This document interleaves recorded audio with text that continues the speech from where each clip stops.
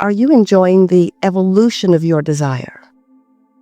That's the most important question, isn't it? Because it will always expand. You understand that? Do you know that you are source energy always, and that sometimes you project a part of that eternal consciousness into a physical expression, that's you, but that all that you are as an eternal being never all comes forth into your physical body. In other words, in the same way that you plug your toaster in, but the electricity still moves through the system and part of it powers the toaster, it's a bit like that. You are eternal source energy, and part of that source is here focused in this personal physical body that you call you know as your personality.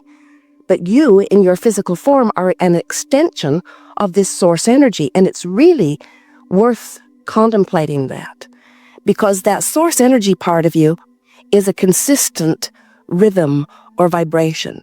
It's a frequency that, from your point of view, you would say has utterly no resistance in it. It's pure positive energy. You could describe it as liquid love. You could describe it as non-resistant consciousness. It is the furthermost expansion of all that is, and it is offering a constant, steady frequency that you cannot get away from. The frequency of that which is your source is always such a big part of the vibrational patterning of that which is you, that when you understand that it exists, and you understand by using your emotions that you can literally mold or contour the vibration of the rest of you to match that part of you, when you start working to align with the energy of this source, and you get a bead on it, and you consistently tune into it, then your life begins to be as you planned it to be when you came forth into this physical body. You are an extension of source energy, and you might be in vibrational alignment with that source energy, or you might not be. And the closer to alignment you are with it, the better you feel. The further from alignment you are from it, the worse you feel, because there is a vibrational relationship between this thunderous vibration of the eternal you and the vibration that you are offering by virtue of whatever you're giving your attention to in any moment in time. We want to give you a full picture of how you fit with you. In other words, you might sort of see it that you are like a two-headed monster, and we're wanting both heads to get going in the same direction. And when all that you are lines up with all that you are, or better said, when that which you are in your physical form, as you're interacting with your children, as you're interacting with your mate, as you're driving in traffic, as you're watching the news, as you're thinking about your government, as you're thinking about economics, the thoughts that you think day by day, all day, every day, have a vibrational resonance among them that you've picked up along your physical trail. And when those thoughts resonate with the source within you, you are in the moment of alignment and you are thriving, and the emotion that you feel is your indicator of same.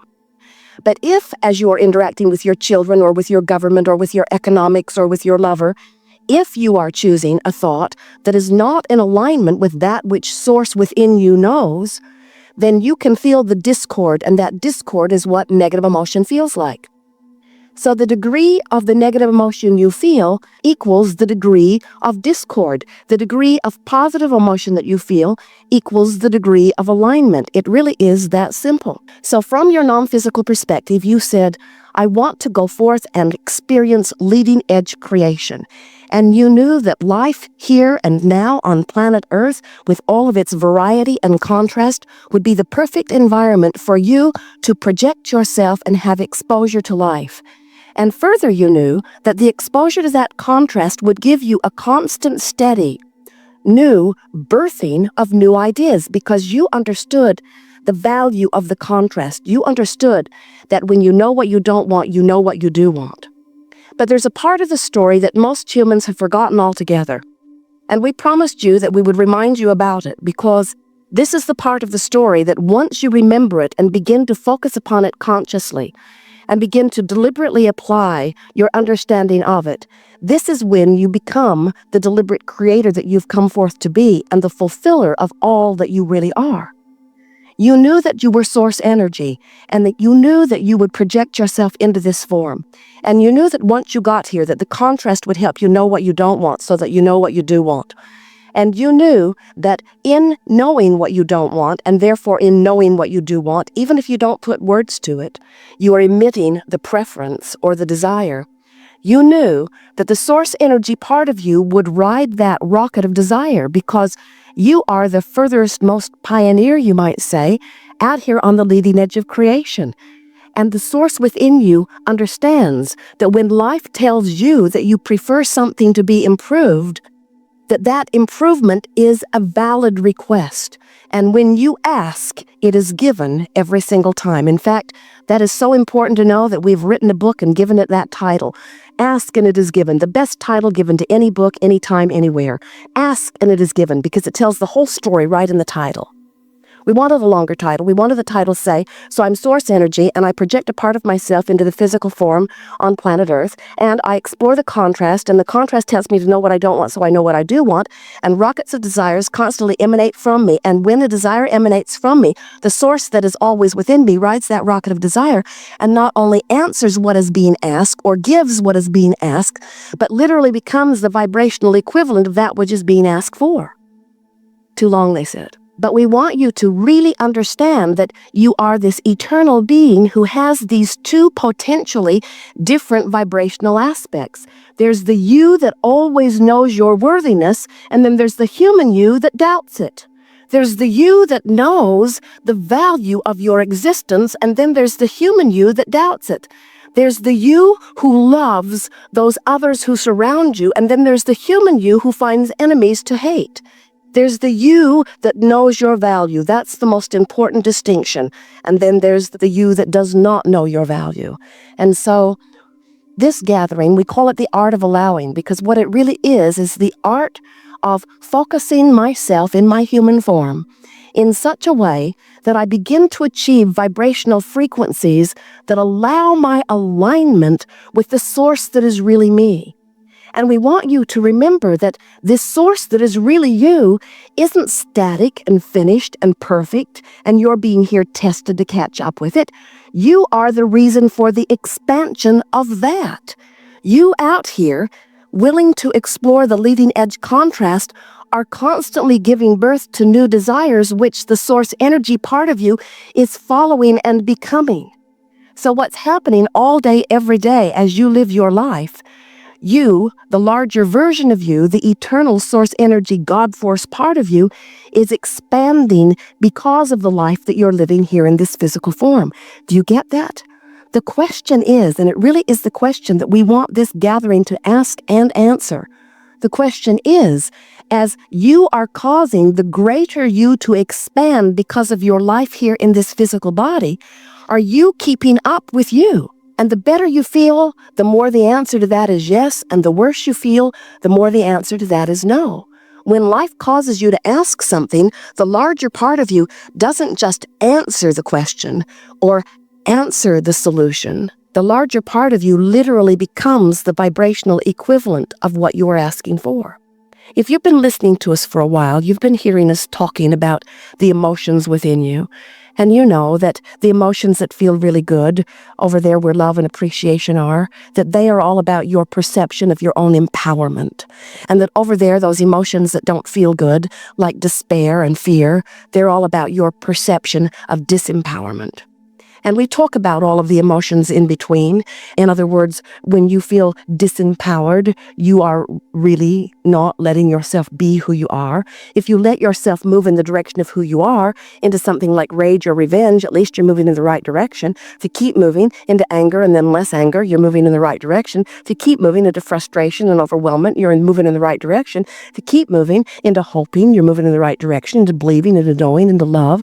In other words, there are so many different words and so many different feelings that all describe this emotional trail that you could be upon. But we want you to realize that you can't jump from despair all of the way over into appreciation, even if somebody tells you that you should, or even if you really want to. because the vibrational frequencies are far enough apart, and you've got a sort of habit or vibration set up where you are. A belief is just a thought that you keep thinking, isn't it? Pattern of thought or a habit of thought. So what we're wanting you to begin to realize and to approach as we are moving through this day together is that rather than concentrating too hard on wanting to move from a particular emotion to another particular emotion, instead, if you will let the emotion that you are reaching for be the emotion of relief, because everything is relative, isn't it? The other day, Esther was ragging on about something, and Jerry listened to her for a little while and did his best to ignore her, but you know how when someone ignores you, you get louder too. And so Esther was determined to get his attention, and when she did get his attention, he lovingly but incredibly mistakenly said to her, "That sounds upstream to me." And Esther said, "Well, it was downstream to me. You should have been where I was before." And what we're wanting you to get a sense of is, first of all, you don't need to know where anybody else is in the stream. You only need to know where you are. And the only thing that is important to you to be aware of in the stream is whether you're doing your best from where you are to go with the flow or whether you've got some resistance going on. In other words, this vibrational relativity, if you can get your thoughts around this, it's going to serve you so well, because think about it. If you have a sort of mantra or quest that right now, wherever I am, wherever I put my boat in the water, and we're going to give you something really profound that you might want to write down here, I am where I am. In other words, you are wherever you are, and the stream is flowing, and everything that you want is downstream. So if your determination is to find the best feeling thought that you can find from where you are, then you're finding the relief of turning and going with the flow for a little bit. Imagine that you have been hungry for a while. Not for days or anything like that, but let's say all morning long you've been hungry, and now it's time for you to go get something to eat. And so as you sit in front of some delightful plate of food and you begin eating it, would it feel to you that that experience of eating, since you were hungry, would be a downstream experience or an upstream experience? Would feel downstream, wouldn't it? So now let's say that you're eating, and you're eating and eating and eating and eating and eating and eating and eating and eating. It's the second hour, you're eating. It's the third hour, you're eating. Now is continuing to eat downstream or upstream. Isn't that interesting? Now, let's say that you walk into a room, you've been outside, you've been mowing the lawn or running, and it's a hot, humid day, and you're really perspiring, and you walk into a room, and the thermostat on the room set at about 65 degrees, and when you walk in, you feel that cool contrast across your body. Would it feel downstream or upstream to you? Now, let's say you sit yourself down in the room, and you cool down pretty good, and an hour later, it's 65 degrees, and 2 hours later, it's 65 degrees, and 3 hours later, it's 65 degrees. Would that 65-degree room 4 or 5 or 10 hours later be upstream or downstream to you? So we're wanting you to get the sense of this relativity. In other words, now let's say that you've been in that room and you're all cooled down. In fact, you're really cooled down. And now 100 really hot people who've been running a marathon walk into the room. How would they find the room? Who's right? They find it to be perfect for them. You find it to be very uncomfortable for you. The point that we're making here is that this vibrational relationship is always about you and where you stand, because you are a constant, we're not kidding you, moment by moment, expanding being. And as you are continuing to expand, you've got to keep up with your expansion. That's really what life is all about. We never see any of you decide that you'll go on a vacation and you've got a nice itinerary planned. You're at home and you're going to go there and there and there and there and there and there and there, and then you're going to go back home. We never see you look at these plans and say, now, wait a minute, let me be objective here. I'm going to go there, there, there, there, there, and I'm going to come back home. I'm already home. Why go? Seems to me that I have already accomplished this vacation. I'm just going to check it off the list. And we say, you didn't go on the vacation to get it done. You went on the vacation for the fun along the way, for the insights, for the stimulation, for the expansion, for the fun of it.